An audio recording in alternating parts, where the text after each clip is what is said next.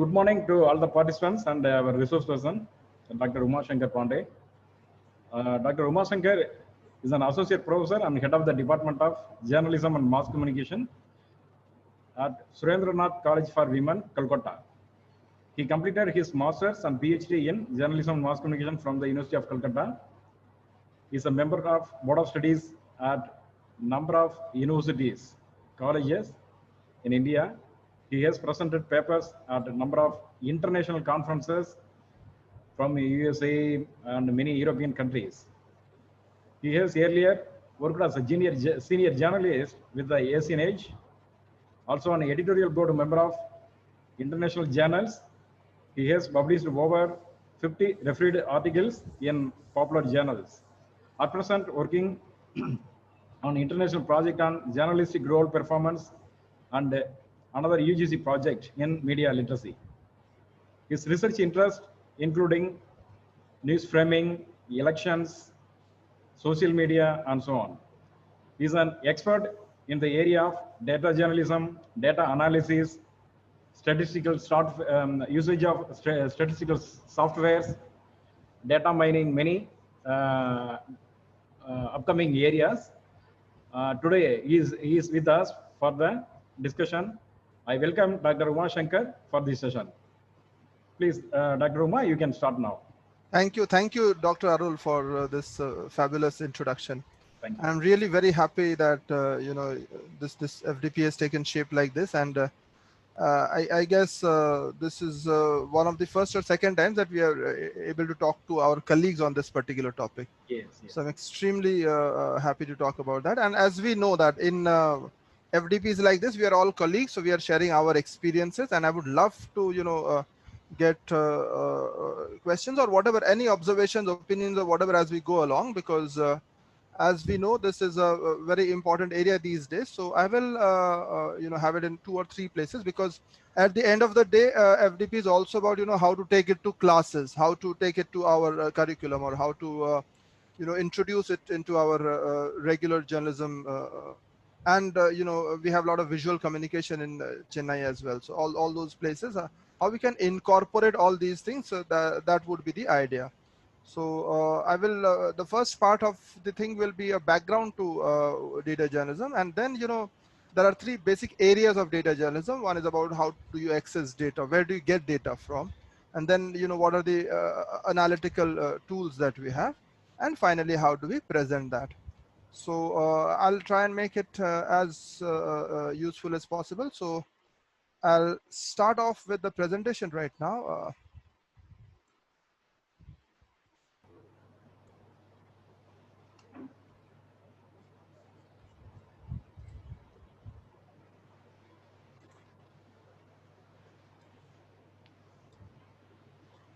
So as I go along, I would love to have any kind of an interjection from our wonderful friends who are there.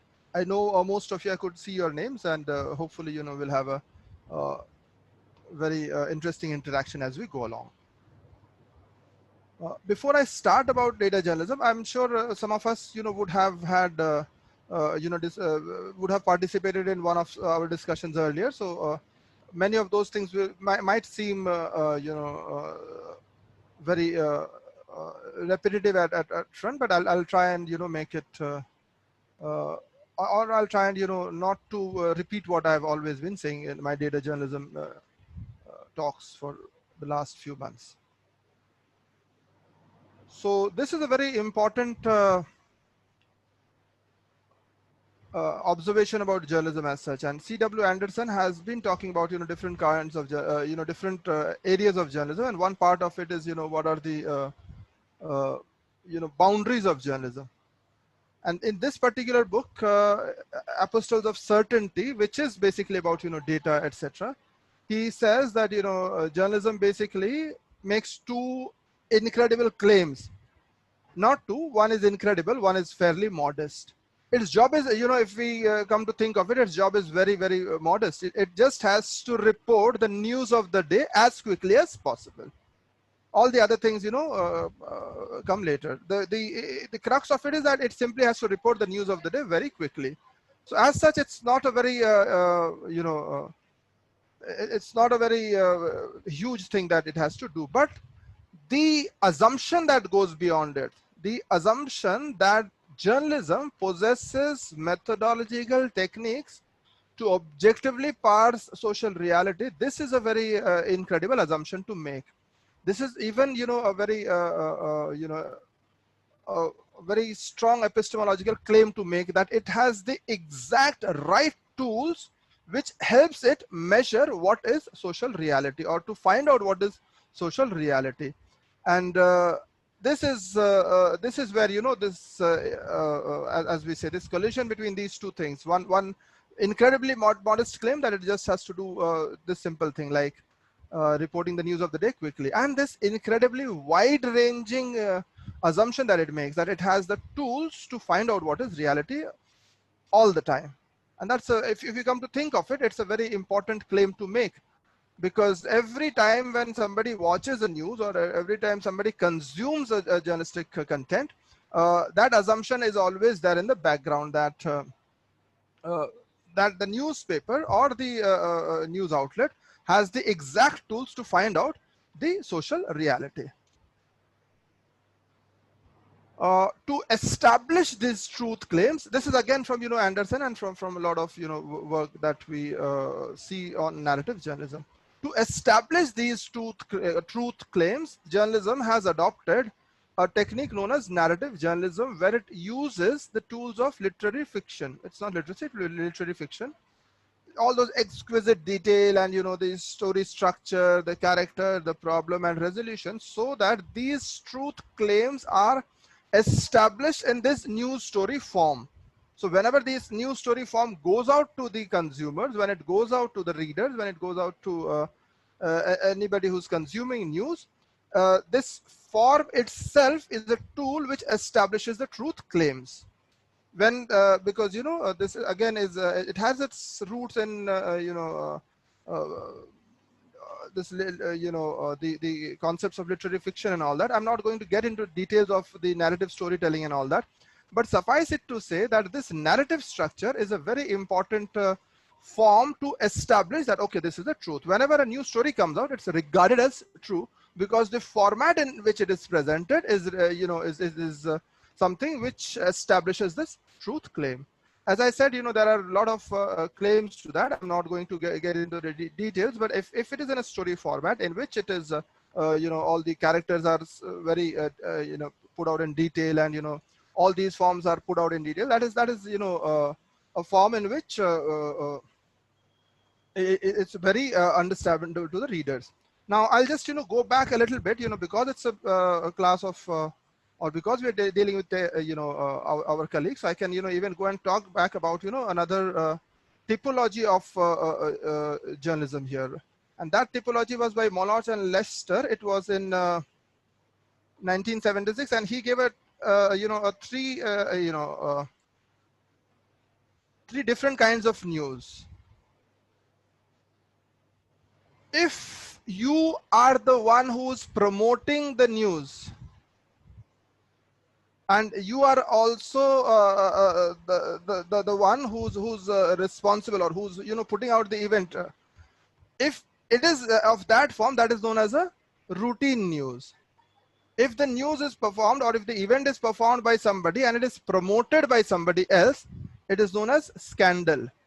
And the third part, the third of the typology suggests that if it is neither you are neither the promoter nor you are the one initiating the news event, then it is an accident.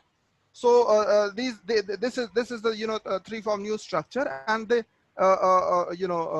all these claims of objectivity, etc. We know how it is taken care of in this narrative structure. So when we provide these attributions, or whenever the structure comes, because by nature the news is always about personalities and individuals. It's seldom about effects and all such things. So I'm not going to get into the typology, but this typology I found very interesting to share with colleagues, whether it is an accident, whether it is a scandal, or whether it is a routine event. So come to think of it, a lot of news events can be described into these three forms. So far so good. These narrative structures are helped journalism in a big way, and it has carried on. Even now, I'm not running down the narrative journalism part, but just to suggest the problems with narrative journalism. Now, this is one very good information that we keep on repeating, and for whatever reason, Janet Cook is somebody who's set up as a bad example in all these discussions of narrative journalism. Janet Cook wrote a moving narrative piece about a 13-year-old heroin addict, Jimmy, in the Washington Post in 1980. That was a fabulous story, the way in which it was written, and and all the narrative structures that I just spoke about, all the tools of literary fiction and all, they were established so well that anybody who would read this news piece would find that extremely moving, and it was regarded as extremely effective for everybody. Unfortunately for her, this piece won a Pulitzer Prize. Why am I saying unfortunately? Because this Pulitzer Prize led to renewed public interest in Jimmy. People wanted to find out how is Jimmy doing, what is he doing right now, and so on and so forth. This renewed interest in Jimmy meant that when people found out that Jimmy did not exist, what this means is that Janet Cook had made up the story.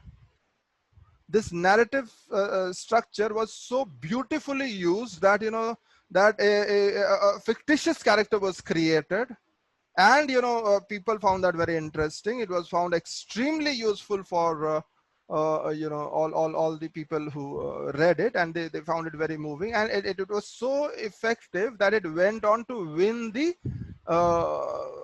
Pulitzer Prize, the highest prize in journalism. And then it soon became obvious that this narrative, that there were problems with this narrative journalism structure, that many writers were tempted to avoid fact checking, because if they have a good story, why to bother with facts? Because the narrative structure itself is good enough, or it's important enough to make it sound truthful. So that is when, and even before this, but this was one of the major, as we can say, the milestones, where the question mark on narrative journalism became very, very important. It became so important that people again went back to Philip Mayer's precision journalism. Now, I'm sure many of us have heard about precision journalism. So we are putting precision journalism as a precursor to data journalism, or even to computer-assisted reporting. Now, we understand the problem with narrative journalism. We also understand that by nature, journalism has to establish truth claims. Whatever we are suggesting, at least to our viewers, to our readers, and to our consumers, it must appear truthful. And the tool adopted was that of narrative journalism. Now that narrative journalism was found to be, somewhat of a shady thing at times, because a lot of journalists wouldn't be, doing the due diligence required, and that is why presenting the evidence for our readers became very important. Presenting the evidence right for our readers, so that as they go along with the story, it's not just the truth claim which the journalism makes through the narrative structure, but through other evidence which is provided there in the story. And we'll talk about that. So this basically treated this as a social science, adopting all the scientific methods of objectivity and all the statistical tools, etc., to provide that evidence upfront to the readers, so they could make out for themselves whatever the truth claims were, and they could establish those truth claims, or at least that evidence was there in the story structure in form of data evidence. So that is a very important landmark again, in journalism. And at times, these were two different paths: one of narrative journalism, the other of what was known by Philip Mayer as precision journalism. Now, these were the questions that precision journalism are asking. These questions are from the same book by Philip Mayer. So these are the questions that Philip Mayer wanted journalists to answer. How to find information? Where do you get the information? Is it just the human sources, or you find it elsewhere? How do you evaluate and analyze the information? How do you find the truthfulness of the information? How do you find out whether it is And as I keep on repeating, if there are questions as I go on, please, feel free to interject me, and that would be more interesting. Otherwise, it would be just one-way monologue. So please, any one of our colleagues, if you have anything to add or to suggest or to have an observation on, please feel free to interject. I would love to hear you as I go along. So how do you evaluate and analyze that information? How to communicate it in a way, and this is in the 70s, this is not about today, and the beauty of this is that a lot of this is relevant even today. How to communicate it in a way that will pierce the babble of information overload and reach the people who need and want it. And that again is a very important uh, is a very important requirement even to this day, because we have so much of information. The work of the news is also to make sense of the information. It's not just about the news, but the meaning of the news. And we suggest, and I'm sure that we remember, all these three important things about providing the information. What is the background of the information? What is the significance, and in what context is it being said? So the background and the significance and the context of the information will make it more useful to the readers. And that is what we understand by providing additional information apart from the anecdotal truth evidences. I'll talk about those anecdotal evidences in a moment's time again. But providing the background of the event, providing the significance, and providing the context to the information is probably as important as the information itself. And then the decision to find out what is the amount of precision needed for a particular story. Whether you need to go even more specific, or the specificity of the particular information is good enough at that particular stage. So these were the questions that precision journalism was asking. As you can understand, I'm trying to juxtapose it with the narrative journalism structure.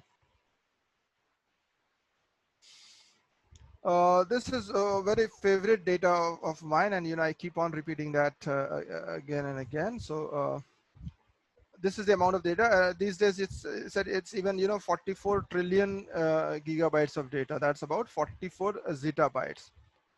This much of digital information is available, and this is again a very important information that is present with us, because a lot of the information, in fact information on anything, in fact we'll see some of these data sets or data sources where to get information from. So much of the information is available in the digital format these days. That is why even the media ecosystem has changed. It's no longer about having access to people who have information, but having the skills to get through this information which is there in the digital ecosystem. 44 zettabytes is a huge amounts of data. One zettabyte would be 100 crore terabytes. So 44 zettabytes, you can imagine how much that is.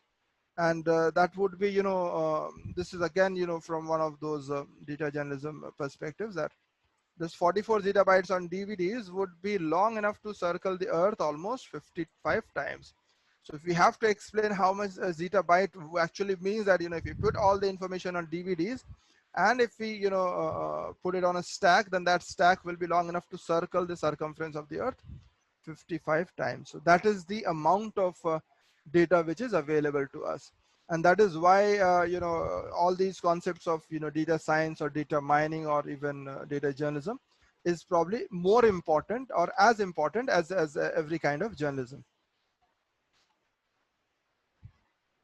In the Indian context, again, this is there are all these questions of digital divide. I'm sure most of us have heard about that tragic incident with a student in one of the prominent colleges in Delhi, where she could not afford a laptop, and she took the ultimate step of killing herself.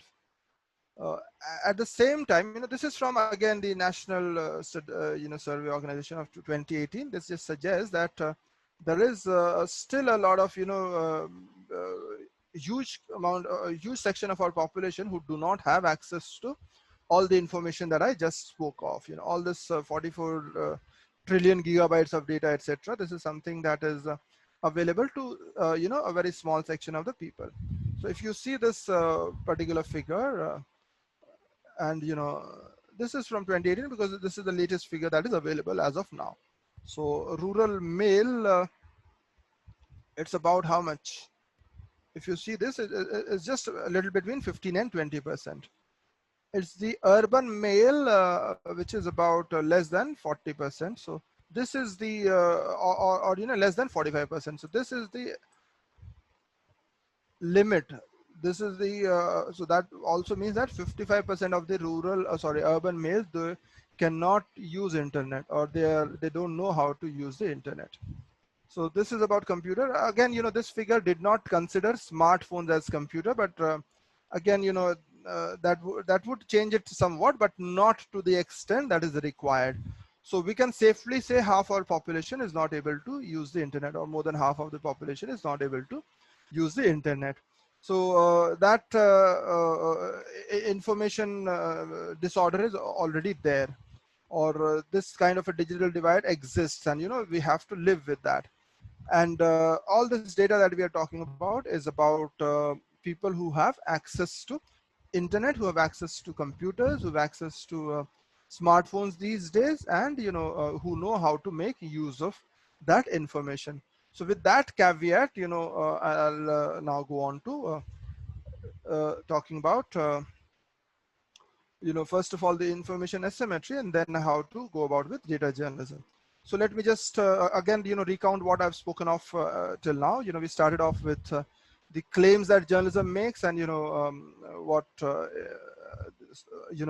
forms of and the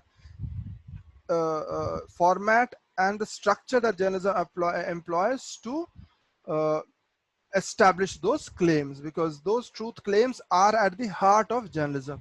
That whoever is consuming our news is assuming that journalism has the right tools to find out the reality that they are talking about. So that is nowadays dependent on lot more on digital evidence, or it's a lot more on data evidence. I'll come and talk about a lot of those issues related to that as I go along. Now this again is a factor, that the information overload is huge. The speed and the volume at which the information comes to us is immense, and it's our job as communicators, as journalists, as people who have access to information, to help them or to provide the right background to the information, or to provide the right significance to the information, or even to the context to the information, so that they can make sense of all the information.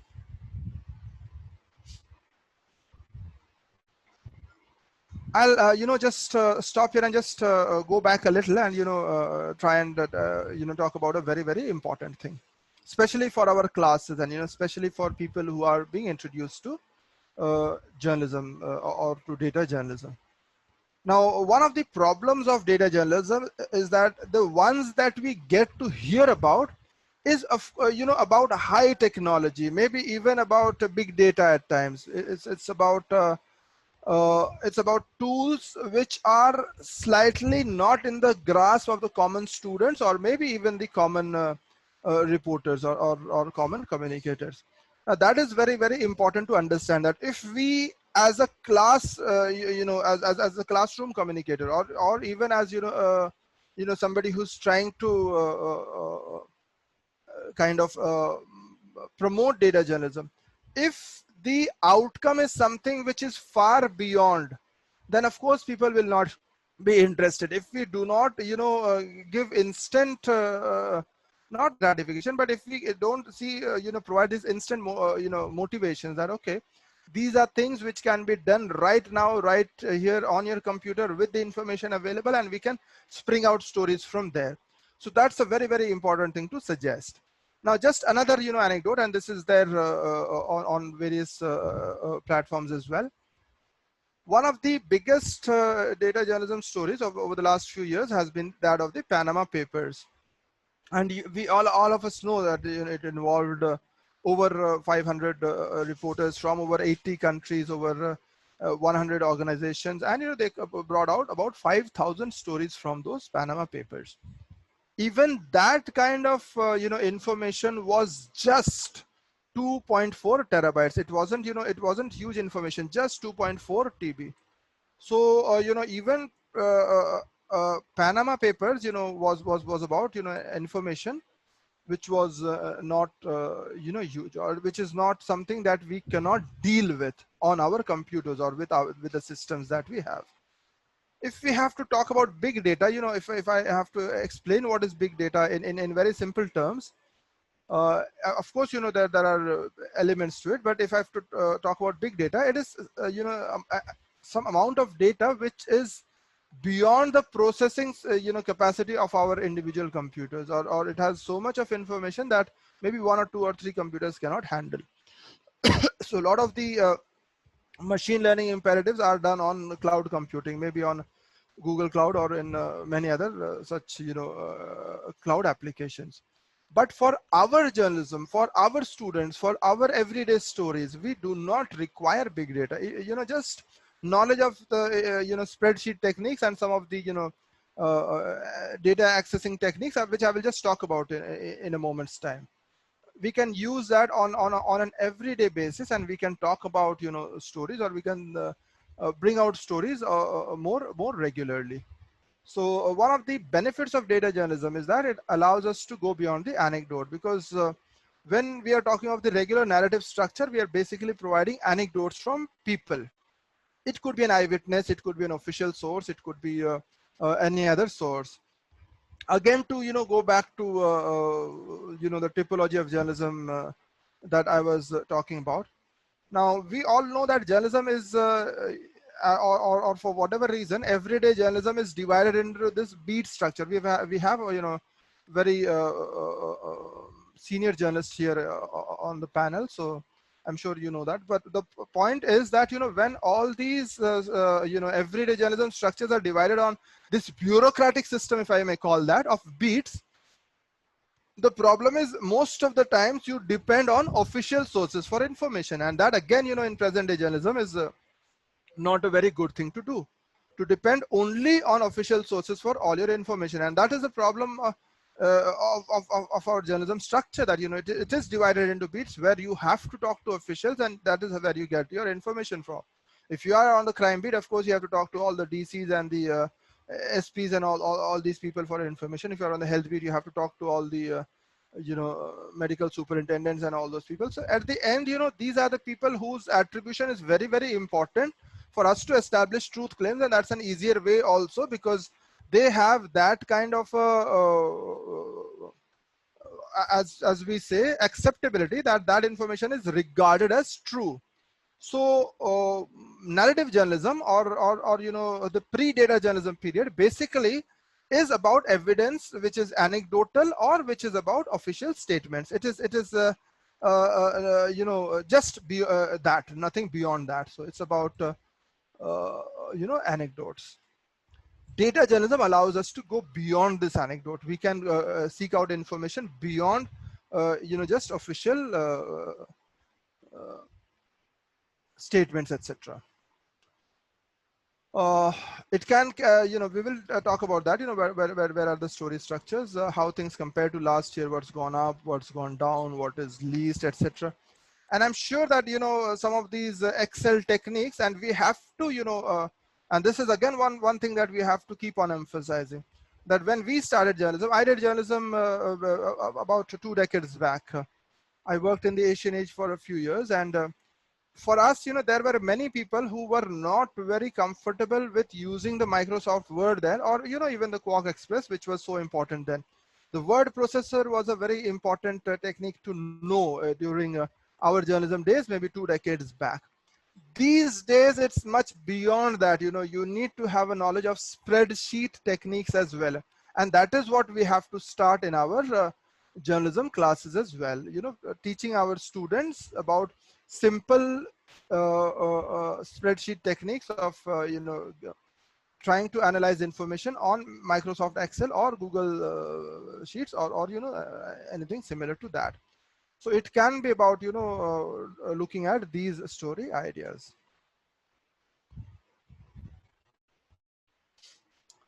Again, data journalism is more value for the readers because its focus shifts from being the fastest. So it's no longer being the fastest to report the stories. It's about, what certain development might actually mean. And another important task that data journalism performs is to decipher the signal from the noise, because there's so much of information, that so many zettabytes of information, and probably our job to find out what is the signal, to find out, to look for the forest in the trees, to look for those trends, to look for those comparisons. We'll talk about those story ideas also as we go along in this particular class today. So the job is no longer about being the fastest to report the stories, but being once telling what it might mean. So it's more a detailed kind of journalism here. What I'll do now is I'll stop this presentation here, and then I will try and demonstrate. Now I'll try and demonstrate some of techniques of accessing data. So I'm not sure how many of you are working with laptops, etc. Is there any colleague who's working on a laptop right now? Yes, I am. Fakir Mohan Yeah, this side. yeah, Fakir is there, and anyone else? Because what Yes, I'll do is, yes, I am also. yeah, fantastic. So what I'll do is we'll just talk of certain techniques of trying to get data from different parts of. I will not deal with just the Google power search techniques, as they say, but we'll have a kind of a reference to that as well. So first of all is about how to get data. So as I said, there are three elements to it. The first one is how to access data. The second is how to analyze that. For that also, I will explain maybe some very simple pivot table techniques and all, and then finally how to present it, using all these narrative structures, so on and so forth. So let's first of all find out how to present that data. So I'll stop the share. And before I carry on, is there any question for the ones that I have spoken of at the moment? Any questions so far?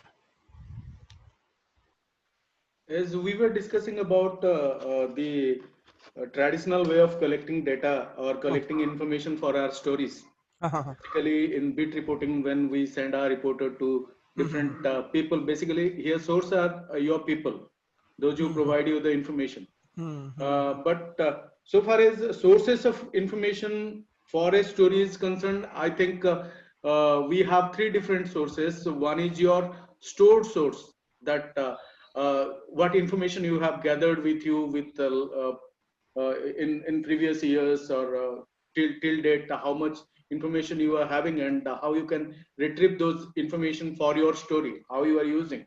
That is one source. So far my knowledge is concerned. One is your stored source, and another is your personal source, as you are collecting the information from people. And the third one is your personal observation. That your personal observation as a journalist, because you are involved there, that makes the difference to your story. But here, as we are discussing about your data, using the data for establishing your story or authenticating the story in a better way, I think definitely it will help. Thank you, Dr. Fakir.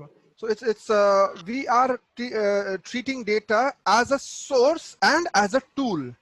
So when I talk about the presentation, or when I go to the presentation part, I will talk about more in details about that. So first of all, I will talk about that in more details there. First of all, it must not appear, the story must not appear from a data source, because it has to be interesting. It has to make sense to the readers. At the end, it's about, helping the readers with information. So if your information appears from a data source, or, it's a lot of, statistics, a lot of people might be put off right at the beginning. So firstly, it must not appear from a data source. It must be weaved into the story. So as I said, both parts, and this is what has been established for a few years now, as a source and as a tool.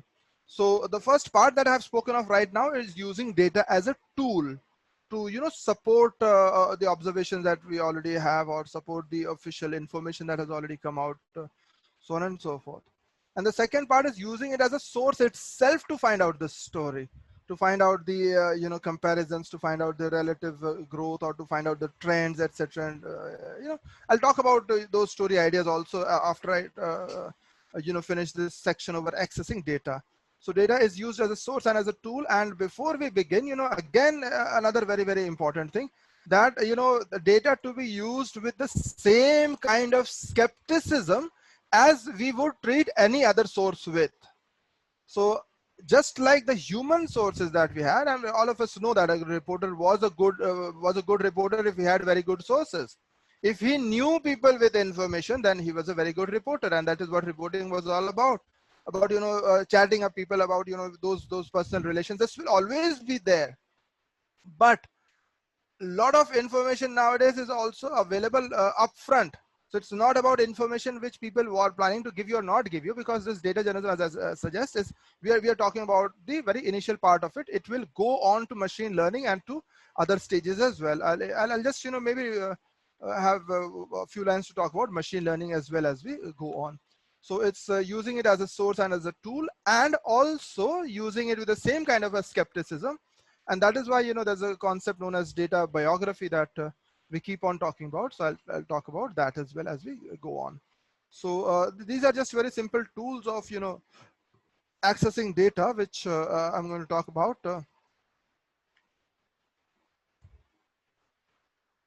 I will not spend more time on the Google toolbar, because of course maybe you might have done it elsewhere, or most of you will be aware of many of those techniques. So I'll just talk about some of those very simple techniques as we go along. So data, as we say, is maybe used to suggest any kind of a story. And again, one metaphor that we love providing people is that whether you are approaching data as a lawyer or whether you are approaching it as a scientist. If you are approaching it as a lawyer, means that you already have a preconceived notion, and you're just looking for the first evidence just to justify what you already thought about, or to justify your contention. So that it can be used, a lot of people use it like that. And I'm sure that we know that the same data can be represented in many different ways. So our job will be to look at it as a scientist, looking at it more critically, looking at all the things which are missing or not missing in that data. But this accessing data, again, as I said, data journalism requires very many different skills. Again, to emphasize that the soft skills of journalism will always be required. In fact, we are using the same 3 soft skills of journalism that we so often talk about in our classes. And that's about I'm trying to write it through a mouse on my laptop. That is why the writing is better than my normal writing. So one is curiosity,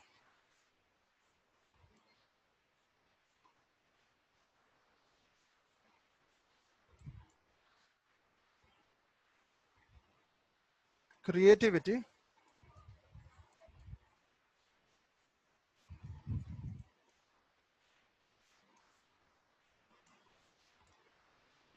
and the third is criticality. These 3 things about journalism, they have to be there. It has to be there in every kinds of journalism, not just data, but it has to be there in in fact it is used in all our other journalistic activities, or journalists are supposed to have these important qualities, that of curiosity, of trying to find out, or being more curious than the others, their readers, to find out, to dig deeper, as we say, to peel the onion, to find out, and to being creative at the same time, creative in finding out the information, creative in getting the right questions to ask, and always, as I said, even in the first part, that of criticality, that not always taking the official information at face value. And that again is a very, very important requirement of journalism, that if you just go by official information, then you are just being or you're just performing the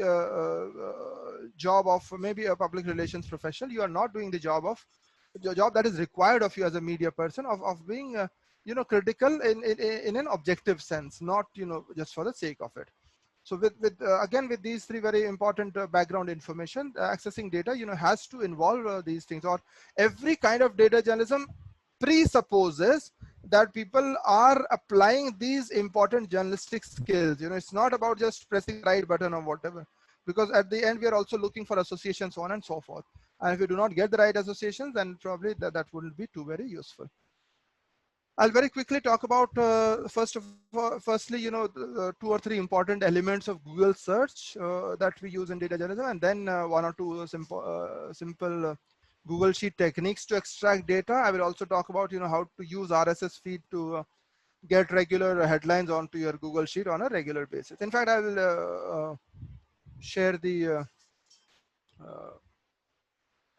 link as well. Refining the query is what we are interested about, and also about magnifying our search. All these other things are quite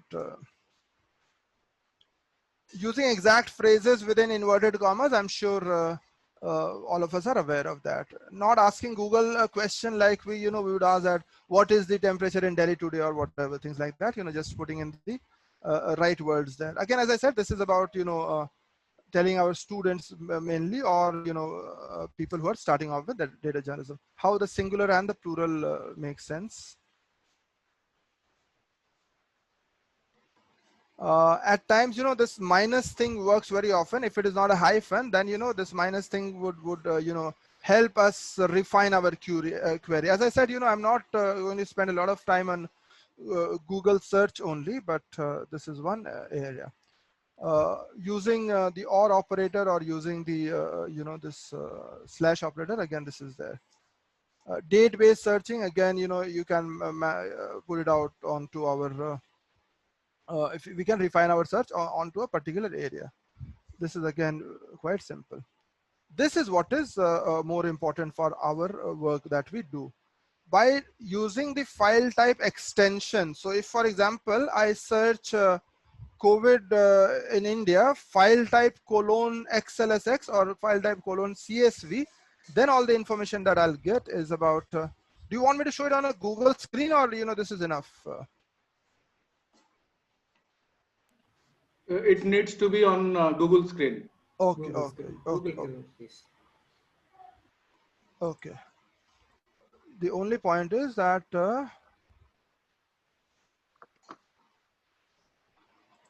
okay, I understand. Otherwise, it becomes too abstract. Is the screen visible? The Google screen? No. You can't see the screen, right? Only the PPT is visible. Yeah, yeah.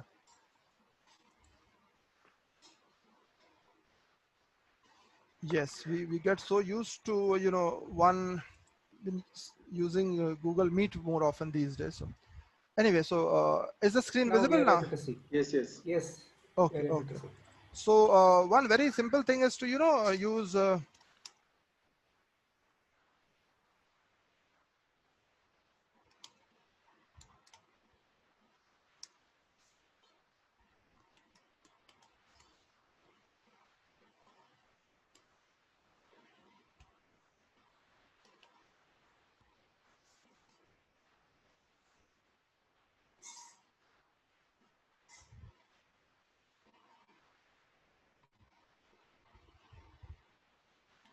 I have specified the file type, and what happens is that all the information that I'm getting, I don't know whether this you're able to see that as a zoom or not. I'll just let me see if I can zoom it.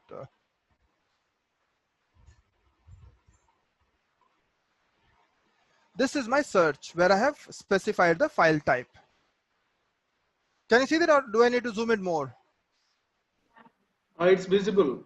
Okay. COVID-19 India file type XLSX. :XLX. Yeah. So using the file type, we can narrow down our search. Now we are getting just 4,980 results, as you can see. If I did not use this file type extension, I'd be getting millions, as you can understand. So the file type, you know, narrows it down to just the information on a spreadsheet.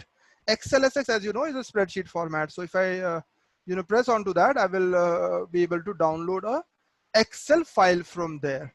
These are all, XLS, as you carry on, if you can see this here, all the results I'm getting is in a spreadsheet format already. This is a very, very important extension to use. If we are using these file type extension, I can also use CSV. That again is the same thing, the comma separated values. I can use PDF if I'm doing a Google Scholar search for, scholarly articles that I'm using. So this file type search is something that we must be using more often in our regular searches. If I use a PDF, I'll get all, PDF kind of articles there.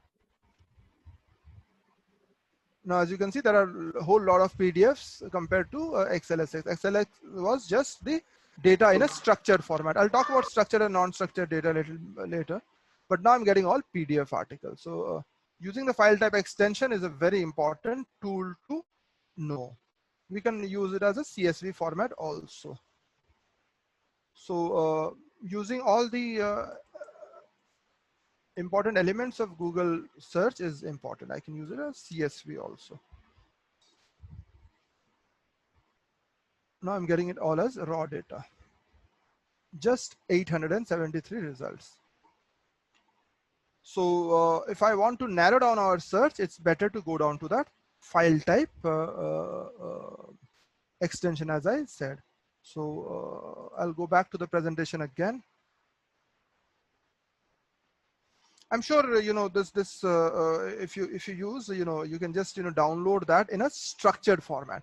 Data is available in two different formats. It's either already there in a tabular format of columns and rows, etc., or it is an unstructured format. I'll probably show you one or two extensions, how to get it down from an unstructured format also.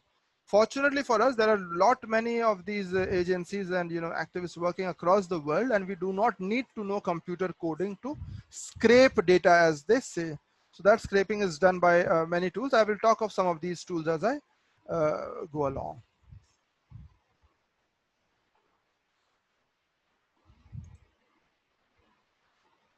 So what I'll do now is to, rather than going to the extension, let me just go to the Google Sheet and show you another way of downloading data.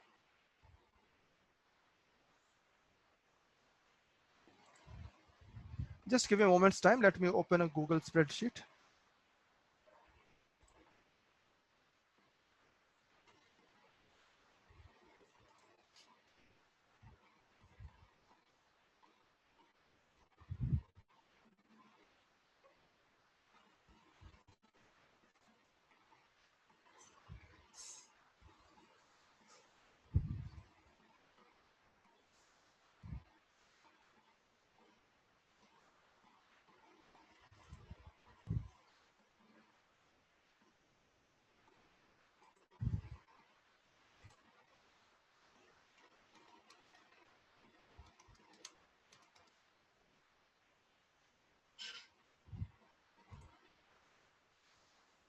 Yeah, although Zoom is not a very good, sorry, not Zoom, Wikipedia is not a very good source, but still I'm trying to show you because, that is something that all students have access to, and we can tell them how to download data from there. So firstly, what I'll do is I'll show you the screen, and then I'll show you how to drop in data from there.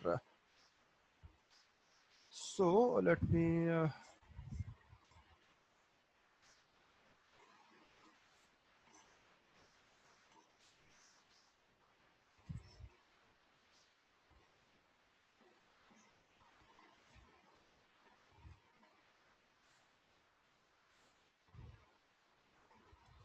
is this Wikipedia screen visible to everyone? Yes, sir. Oh, thank you. Thank you. So say we get a table here. This is about the population distribution by states, union territories, 2011. UP, the population, the percentage, male, female, difference, sex ratio, so on and so forth. This is the table on a website. I want to grab this table onto my spreadsheet. How do we go about it? if I, copy and paste it, and I'm sure you know that copying and pasting tables is such a difficult thing to do, and it might not always be very useful. So we have a technique known as,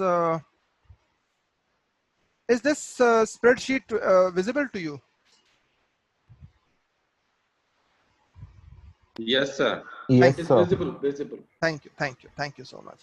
I have to keep on asking because, as I said, I'm more used to working on Google Meet, so at times I'm not sure. This is the command we have to provide. There are lots of commands we give. So what we do, we simply go to the first cell there. We type in is equal to there. So whenever I'm typing an is equal to sign there, I'm telling it that, I want this particular command. The command here is import HTML. And then there are three different queries I provide there. The name of the URL, this is within inverted commas. As you know, this is a string variable. The string variable has to be in inverted commas. What do I want to get? I want to get a table. By trial and error, I know that the table number is 9. There are ways of knowing it through, inspecting the HTML element. I don't want to go to that route. If I just press this thing there, I will get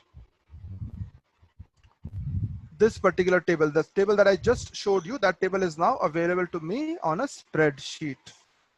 All the various details, and once I have it on a spreadsheet, I can do a number of calculations there. I can use it to find out the highest, the lowest, the association percentage, so on and so forth.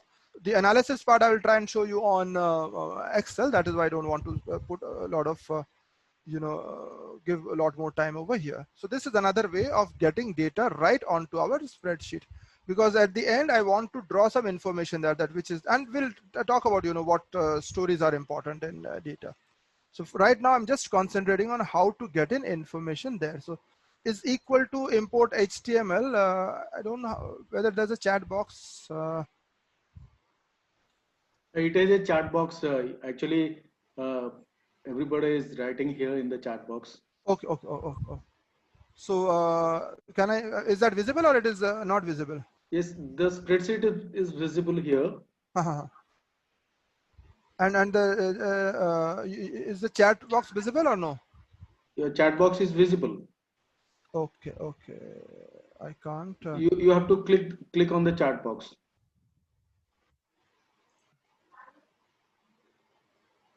Is Ravi Prakash ji is asking that how can we decide table number?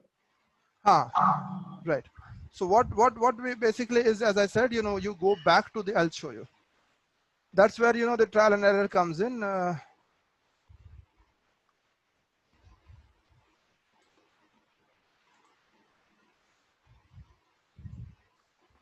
Yeah, what I meant was when you go to that particular thing,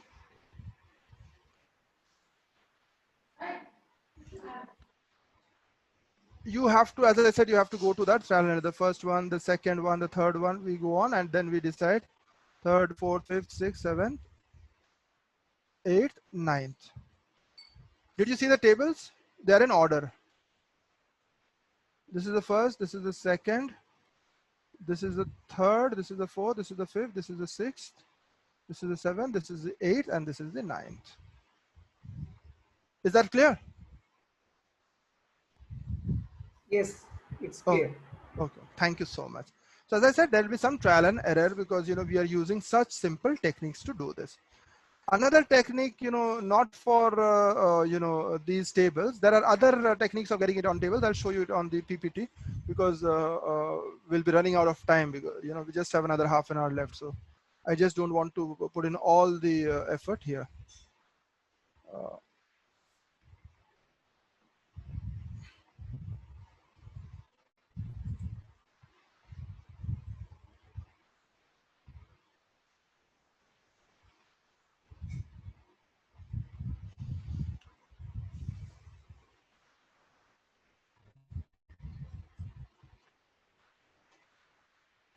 A very similar thing is known as import feed.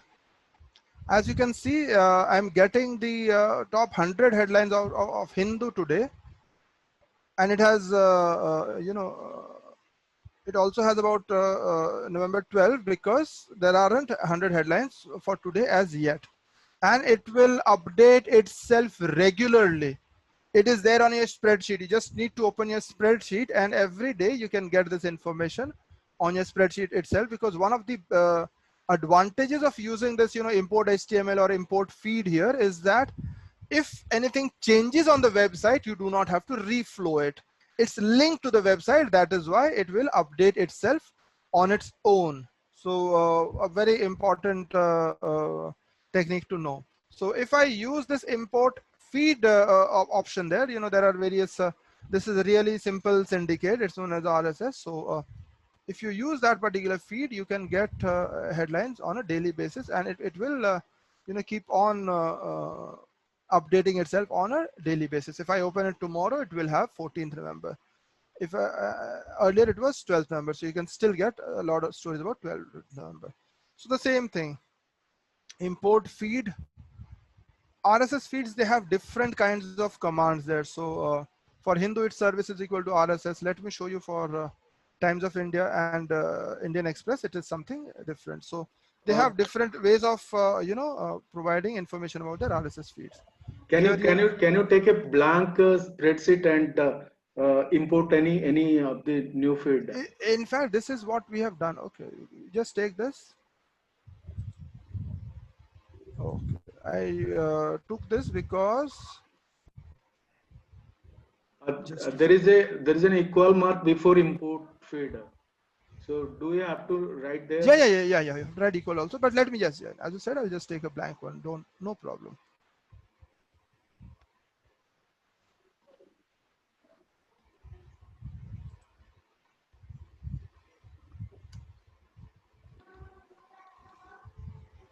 Is that clear? Yeah. Right. I just had to, just copy in and provide the entire thing there. It is there. It is saved there. I just save the spreadsheet. It will keep on updating.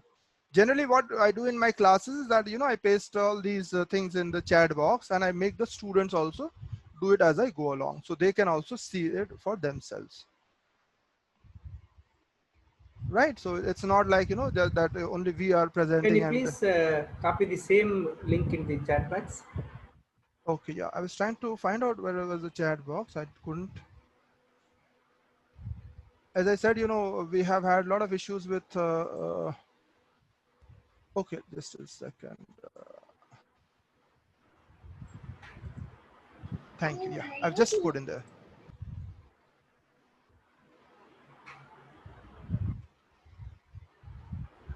So you have to open it on a Google spreadsheet, because if you click onto that link, you will not get it.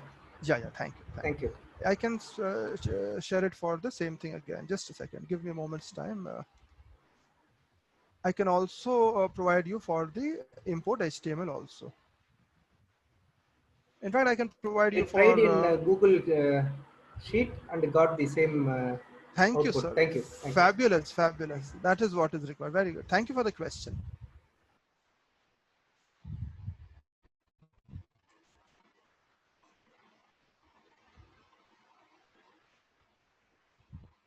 I'm doing it for another one as well.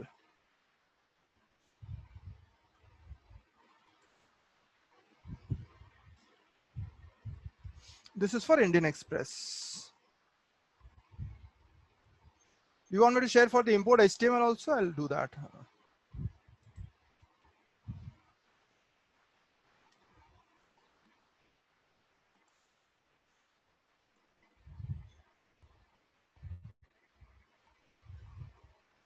We are all in touch, otherwise, and if there's anything, after that, and I'm sure we're, as colleagues, we can always share our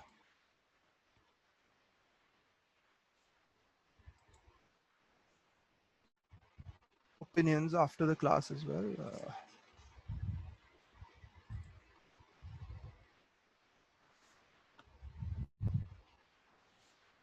As I said, these are just, we are simply just skimming the surface, as I said. So I have, put in import HTML and import feed. We have provided two different ones. So let me go to the presentation again. So we can use the file type, as I said, we can use if I use site, then I'll be using a particular domain. If I use all in URL, then we are talking about that particular URL.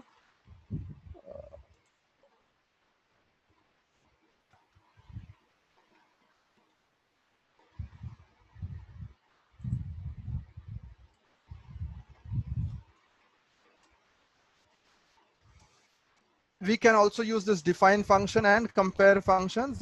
Date ranges, this is not what I want to do. The asterisk operator is again, another important operator. No, forget it. We know about these things. Google alerts we can use, or the import feed, as I said. Now these are important sites. Data.gov is very important for government data. Data.gov.in is for, this is for international data. The gov.in is for all government data. Or if you're using the data portal India, that is about information all in structured format. As I said, about the unstructured data, we'll talk about different things. We also have that MOSPI data set. We have the RBI database of economy. We have Survey of India. We have India weather database. It's import-export data set. Wildlife Institute of India data sets. All these data sets provide us information, updated information, maybe as recent as possible in this format, and we can draw in information out of that. These first two are very, very important. If you are on a laptop, I would advise you to just use these two searches, the Google Public Data Explorer. So if you do that, please let me know what you get there.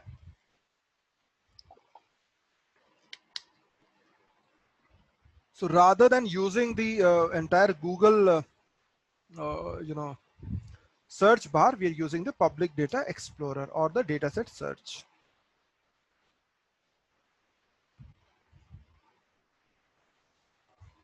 Has anyone tried that? Is anyone trying that?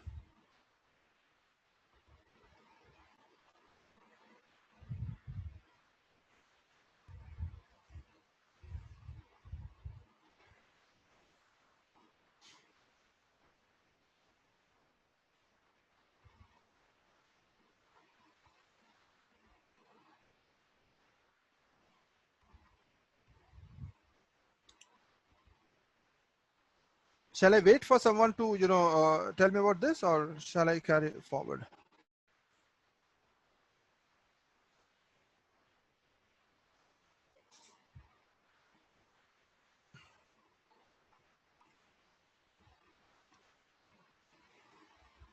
So I'm not sure whether, you are doing that. Anyway, I'll carry on to the next one. So if you use that Public Data Explorer or dataset search, you will get all these data sets in a spreadsheet format.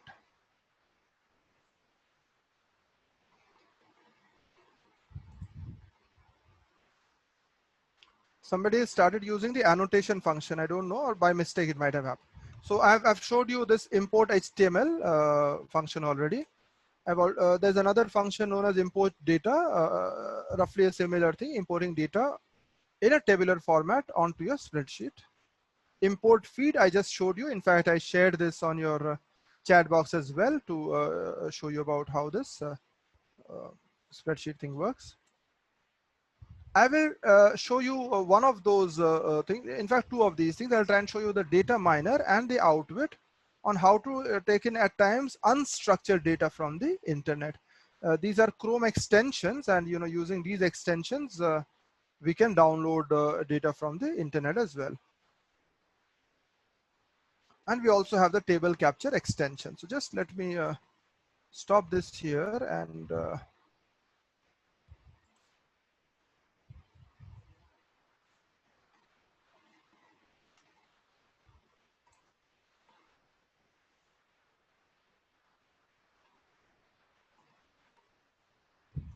okay, I'll use the same kind of a thing.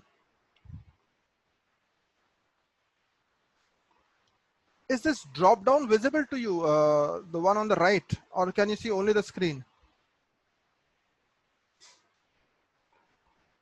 Are these extensions visible to you from my screen to yours?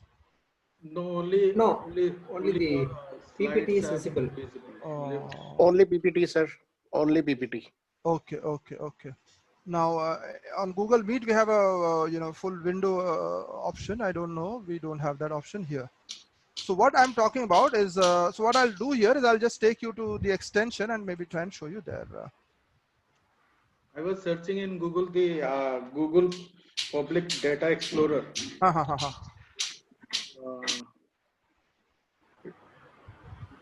So on the left side you can find out about all government data on various factors. So here we are going to talk about the data miner Chrome extension. I wanted to demonstrate that to you, but data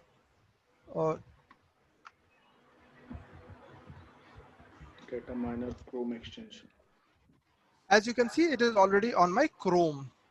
So if you put it on your Chrome extension, then no, you sir, can. we cannot. Sorry, sir, we cannot see your Chrome. We can see only PPT. And I would like to, like, as you said, demonstrate the thing so that we can understand easily, sir, please. Yeah. I was trying to show you. Sir, you can just stop sharing and then you can share the screen and then everything on the screen will be visible to us. Okay. No, I thought, can you see the this thing here? Yes, now we can see. Now we can see. Yes. Fabulous. No, I was under the impression that I was sharing this thing. So the same thing here. If you can see on the drop down, there are, there is this extension, the data scraper extension, the data miner extension. It has access to this side. If you see another one, I have established all these on my Chrome, as you can see. There's another web scraper as well. There's table capture, and there are others are for other purposes. There is that fake news, that is for another purpose. Table capture and data scraper, these are two important things there. So if I just use this data thing, or even if I just click onto here, and it will be there on my drop down. I can capture the table directly, or I can go to data miner and I can capture.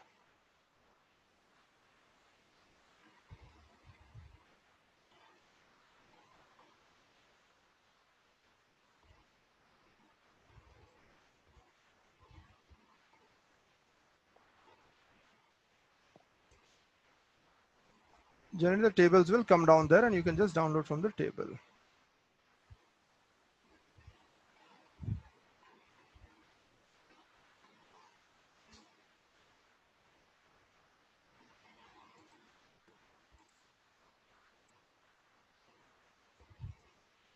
Okay, it wants me to log in first there. Anyway, so what we do is we get in, let me show you table capture first.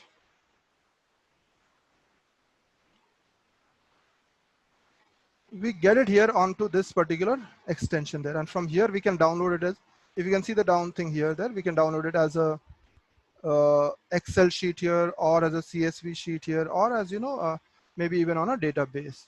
So not screenshots, but we just need to right click and download it onto our data. I want to show you, the last one I want to show you is the FoxWit Pro.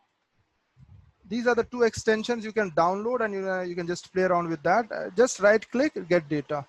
If you want to scrape similar, it also provides a scrape similar thing. So on the entire website, it will scrape similar tables and it will give it down onto your spreadsheet function or whatever. As I said, we are just on the 1/3 part of it. That's why I'm trying to go fast onto this. I want to talk about analysis part and all. So just the two extensions, as I said, the data scraper and the table capture. Both, just go to any website, use the extension to get the table for you.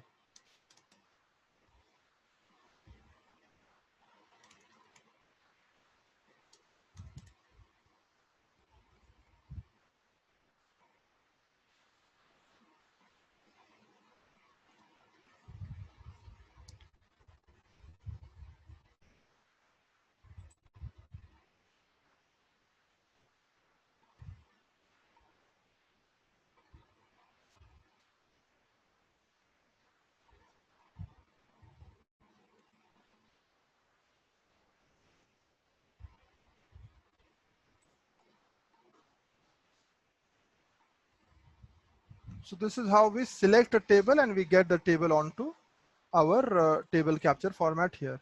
Even for data miner, we do the same thing. We right click and we get it onto our some reason this is, yeah. So just the two extensions that I wanted to talk about. Another thing, I'll just share, stop this and show you another one.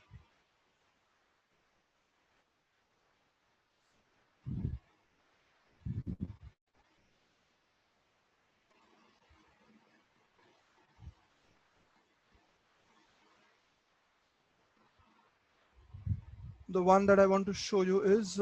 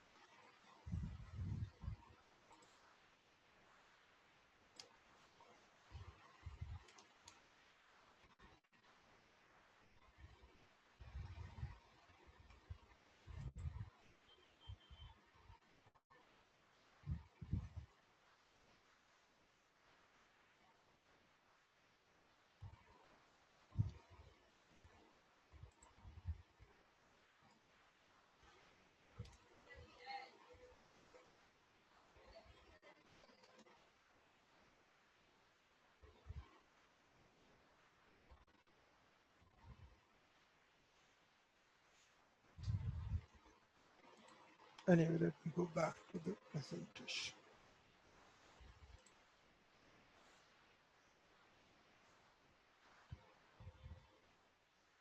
Let me come back to the presentation.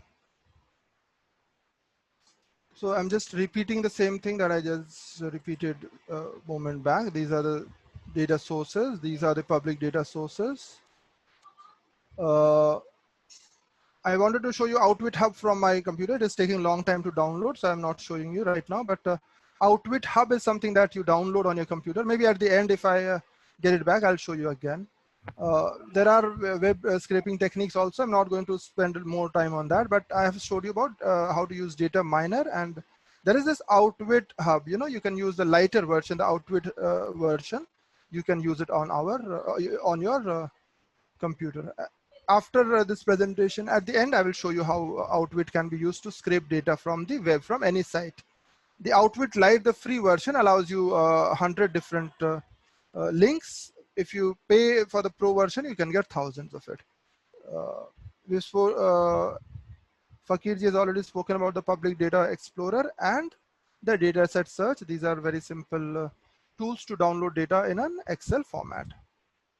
Spoken about that. I've also downloaded some data, so forget that. Now that we have data, this is what I want to emphasize on. I will maybe probably, I don't think I'll be able to go to Excel and show you all these things, but these are simple techniques that I want to talk about. The first of all, once you download the data, is to get a full picture. Maybe if you're talking of states, which state is the highest, which state is the lowest, or so on and so forth. So that is one very important story that we get. This is about the full picture. This is the COVID situation in India. So many places going up, so many places going down. That's another thing, the entire picture. Percentage or proportion, that is the second data story type. How much percentage is there in Maharashtra? Sorry. How much percentage is there in Bengal? How much percentage is there in whatever? Internal comparison. Comparing, with yourself or with your maybe districts, so on and so forth. External comparison, very, very important. Trying to find out how your data has changed, or how does it compare with maybe, for example, the outside world. Two very important things that I want to suggest here is that when we go to that Excel table, we get all these maximum, minimum, and all these very simple functions. If you insist, I'll be able to show it to you. I just have around I say 10 or 12 minutes. So let me just very quickly go through this. And if there is anything else to demonstrate, I would love to carry it on beyond 11 also if you want.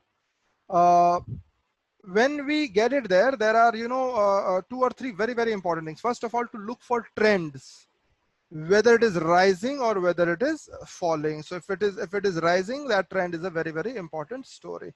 It can be about, comparing it to other countries, so on and so forth. That's another thing, but that trend is very important. The second thing is to look for outliers, and that's again a very important thing. And I love giving these examples in our classes, that trying to discuss who or what are outliers, and I've said that before as well. Say for example, we want to find out the average age of or the average income of this particular group of 49 participants that we have now here. Say for example, the average income comes out to around 1 lakh per month for the entire population here. Now, if suddenly for some reason, Bill Gates walks into this particular class for a moment, and he just stays on for 10 minutes. For those 10 minutes, the average income of every person here will become 100, 200, 500 crores, whatever. From 1 lakh to 500 crore, the average changes, in a matter of 10 minutes, because there is one outlier, somebody who's very, very different from the average. So if there is some observation which is very far off from the average, or which is very far off on the other direction from the average, these are known as the outliers. So one important story that data provides us is that it provides us access to who these outliers are. And again, we'll have to find out those outliers and maybe do stories on that over a period of time. But defining those outliers are very, very important. Then this internal comparison is also in terms of the average. So very often, we get those stories, and there are wonderful stories there where we find out what is the national average. These many states are doing better than the national average. These many states, they are doing worse. So first of all, finding out the top, people. So the top 5 or the top 10. So we are among the top ranking states as it comes, as far as education is concerned, as far as drinking water is concerned, as far as whatever is concerned. And then we narrow down into, the narrative structure. We provide down in human elements there. So the data helps me provide, as I said, it's a tool to provide me with these story ideas. Whether we are talking of the top 5 or the top 10 or the bottom 10, so on and so forth.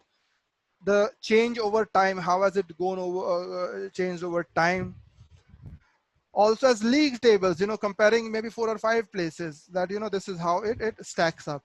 So there are stories that we can do using Microsoft Excel or Google spreadsheet techniques. They're very, very simple techniques. As I said, these techniques are probably as required as Microsoft Word was important maybe 2 decades back. So getting those league table techniques is another important idea. Analysis by categories, breaking down into categories. The pivot table in Microsoft Excel, if you just go to pivot tables, we can provide it by categories. Important thing that it requires journalists to do this kind of work. We as we might require computer help. We might require computer professionals to provide us with these computer details. But at the end, I as a journalist, I as a storyteller know what are the associations. I know what are the story ideas there. And that is why, we are doing it in journalism classes. This is not a part of, just, computer analytical classes. So because maybe, for example, there is a government policy which has caused this increase or decrease, or maybe, that there were certain other political or executive decisions which have caused this. So we have to provide these associations. It's not only about, correlation on Microsoft Excel. As I said, I'll love to show you maybe 1 or 2 things on Microsoft Excel. So let me see whether we can do that. So this can, some of these are very good story ideas. Once we download data onto that tabular form, we have to know how to analyze or to get out stories from there. And as I said, our spreadsheets are very powerful to provide these answers. Paul Bradshaw, he talks about all these story ideas. It's just as you can find out, this is an extension of what I've just shown you. So the first story idea he says is that top of the pops or top of the flops, the top 5 or the top 10. So this is a very good story idea. Holding up a mirror. Holding up a mirror, it can be, in terms of trends. It can be in terms of what has happened, what hasn't happened, so on and so forth. a freak occurrence or an unusual change, this is basically about the outliers, as I told you. So the data analysis provides me with an option to find out, whether there are some unusual changes or whether there are freak occurrences or not. A claim debunked or supported. So that again, if you see the Hindu today, even on the top page there is a particular leader who says that uh, we have lost some of the closely fought contests. The Hindu story says that okay, there were 10 seats where the margin was less than 1,000 votes. So 4 went to one party, 5 went to another party. So it was roughly equally distributed. So when we have that data as evidence, then that evidence is upfront. It is there for everyone to make those or to provide that information for itself, himself or herself. Even the Trump claim about the problem with elections, it was debunked with the use of data. Trend again is important thing. Postcode lottery, it's about if suddenly a particular area, a district or a state is doing much better than others, there may be certain journalistic reasons, or there might be a reason for journalistic to look deeper into it rather than just the outside information. Or it helps us keep the officials or the executive under control, because we have an evidence, we have a yardstick. As I said, looking at data, in fact in one of the next slides I'll talk about that in detail. So providing that things happen together, correlation, something not working, okay, as I said, far off from the national average, so on and so forth. So these are some of the very important story ideas that our students or younger journalists, they can do on a regular basis, right, sitting on their homes, sitting on with the important data sources. But very important to understand, uh,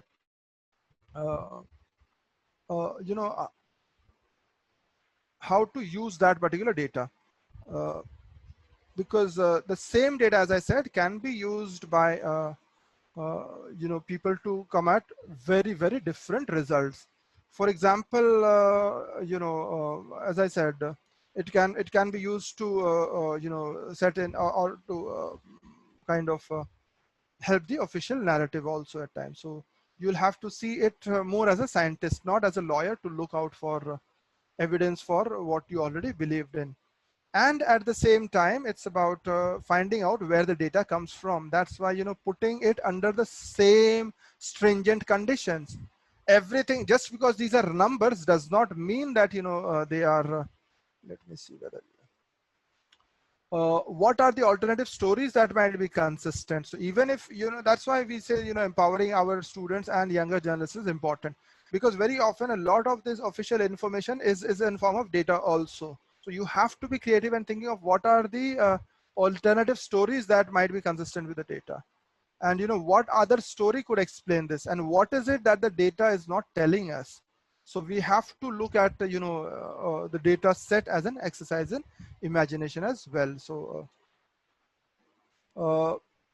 it adds little value if you're not open-minded. So if you are just because they're numbers doesn't mean they're always true or always objective. Numbers can also be fudged. So that is why the concept of data biography comes in, where you ask in who is the person who is collecting the data, how are they analyzing it, and how are they presenting it, and what is it. And even if we are comparing, and it has been shown, and even for United Nations data, when they compare countries, maybe for certain countries they are comparing from an age of 18, at other countries they're comparing at an age of 21. So they are not right comparison. So even when we are comparing, because comparison is a very important tool of data, so even when we are comparing, we have to be careful about what we are comparing. So that data, as I said, data biography is a very important tool in data journalism as such. As you can understand, this is quite a wild field, and I'm trying to put in as much as possible in a class like this.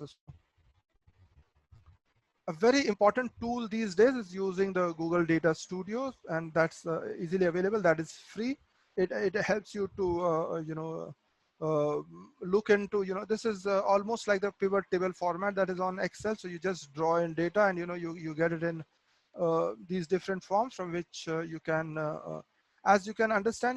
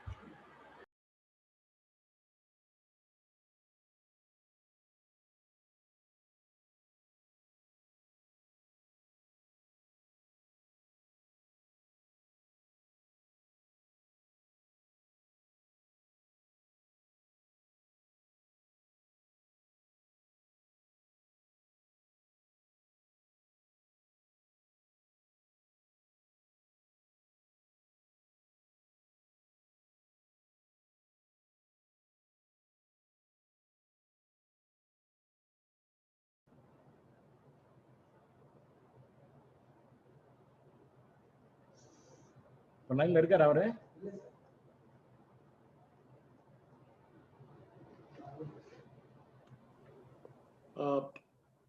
Arul sir, I think Yeah, so there is. sorry. Yes, you are audible. Okay. Yeah, yeah. My Yeah, now everyone is. Okay, now. Yeah, Yes, I Dr. think, Uma, shall we conclude the session?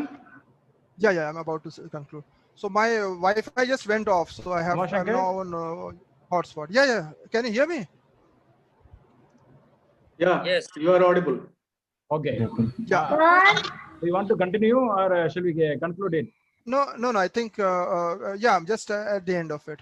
So, we can use, as I said, those narrative techniques to weave in, these data stories. So the idea that I was trying to put in was to, looking for newer ways of accessing information, because it's no longer about only the people who have information, but all the information which is available out there. It's just right out there. We just have to know how to access that particular information. Once you access it, the analytical tools are quite different from our regular journalism tools, but using the same techniques of creativity, curiosity and criticality, and then presenting it. So the third part is more about the data visualization and use of tools like Tableau, for example, which is fabulous. And I'm sure we've seen in the US elections and in COVID and even in our Indian elections, the fabulous use of data visualization. So I don't think I have time to talk about data visualization now, but these three very important elements of data journalism. One is about accessing data, the second is about analyzing it, and the third is about presenting it. And as you can understand, each step has lots and lots of layers to it. So we have just touched upon these things, but just to suggest that data journalism is something where you can start getting the output right from day one. So thank you so much for your patience. If there's anything, any question, any queries, any observation, any clarification, I would love to answer that.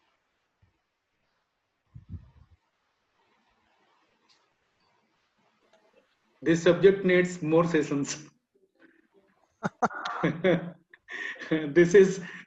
This can't be completed in one session.